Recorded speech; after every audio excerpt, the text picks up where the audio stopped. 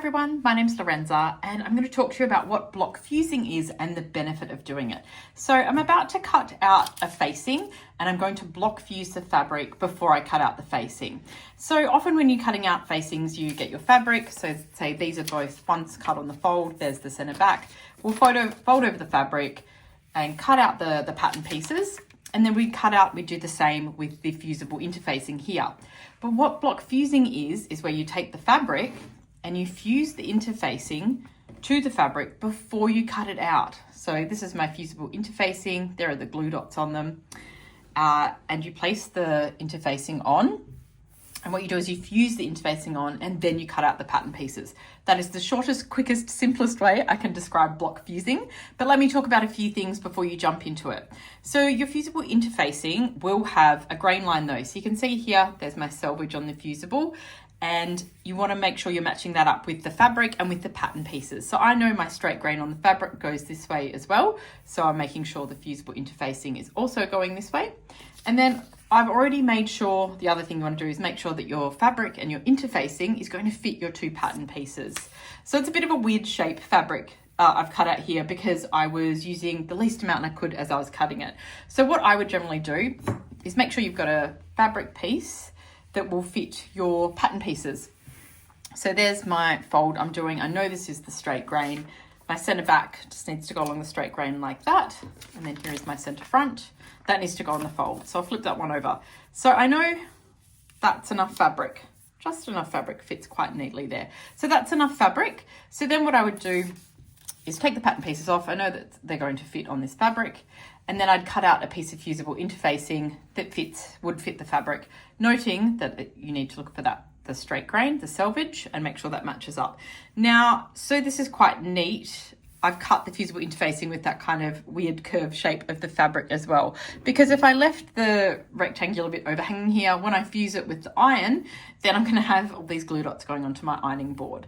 So that's why I've cut it in to sort of match the fabric shape.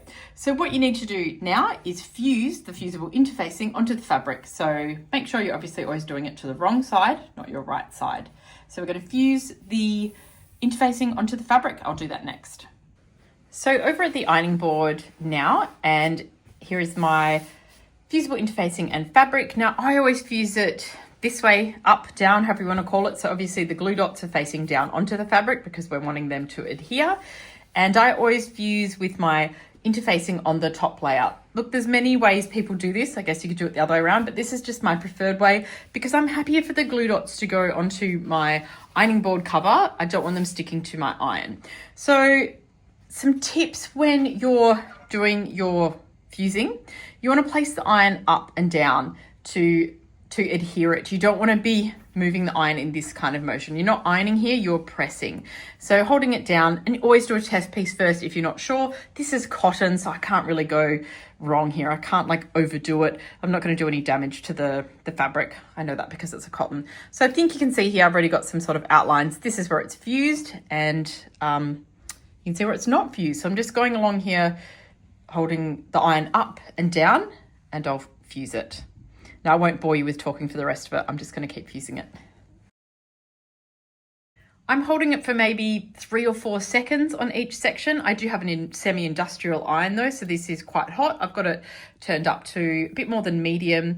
And also you can absolutely use steam when you are fusing your interfacing. A lot of people think it causes bubbles. Steam does not cause bubbles. I can 100% attest to this. It does not cause bubbles. What causes bubbles is when you move and start working with the interfacing before it has dried. So that is the most top thing you need to remember when you're fusing this kind of fusible interfacing. Once you have fused it, absolutely walk away, do not touch it. Go make a cup of tea and come back when it has cooled and dried completely, and then you can pick it up and start working with it. If you pick it up and start working with it before it's dried and it's still hot, you will get bubbles in it, and it will it just won't be great. So fuse it, use lots of steam, and then just leave it to cool and dry, and let all that glue just dry as is, wander off, do something else, and then come back to your interfacing to keep working with it.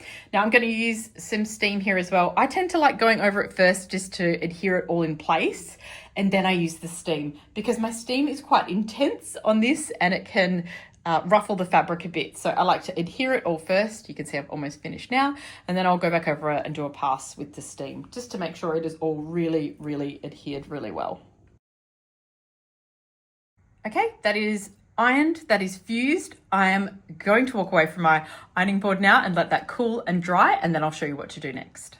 We're back at the desk now, and apologies, my microphone was on, but for some reason it wasn't recording, but hopefully it's sounding a lot clearer and crisper now. So back at the table, this is nice and cool and dried now. And essentially now we can just fold it over as we would have done if we were cutting out the fabric and the interfacing. And now we can pin and cut our pattern pieces. So that one's cut on the fold, and this one's just center back. I need it to go like that. So I'm just lining that up with the straight grain there. So I can pin it and cut it now.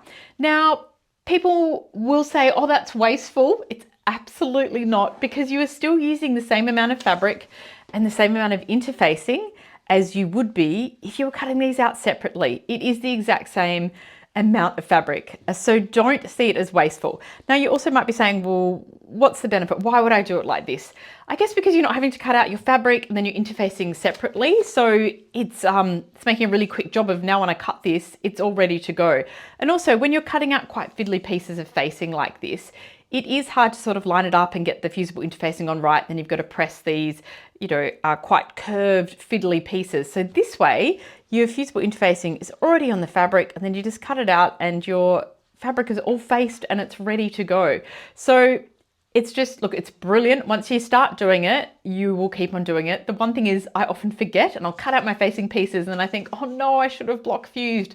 So it certainly saves you time. It's a lot less fiddly, so less cutting, less fiddly ironing. And yeah, it's easier, it's simpler, it's better. And I cannot stress enough when you have bias cut pieces, how much of a difference this makes, because bias has a lot of stretch when you are cutting on the bias, especially with facing and fabric. So block fusing is an absolute must for any garments you're doing on the bias, but also a big time saver for when you're doing straight grain woven fabrics like this as well. So that is block fusing. That is why you would use it. There's some tips and tricks along the way. So now all I need to do is pin this, cut it out, and my facing is all interfaced and ready to go straight onto my dress.